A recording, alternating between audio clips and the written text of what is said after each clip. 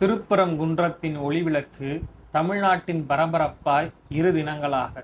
இதற்கு காரணம் யார்?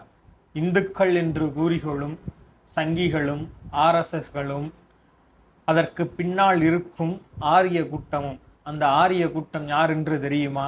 ஒற்றுமை உறங்கும் இடத்தில் பிரிவினைவாதத்தை விதைத்து அதில் குளிர்காயும் பாசிச கும்பல்தான்.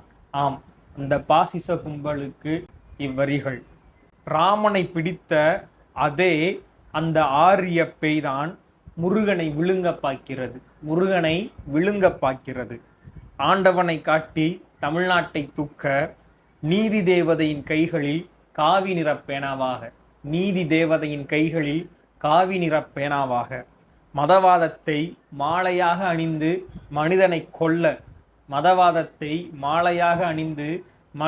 கொல்ல வருகிறது அந்த ஆரிய பேய். விழியுங்கள் தமிழ்நாட்டு மக்களே, தமிழ்நாடு போராடும், தமிழ்நாடு வெல்லும்.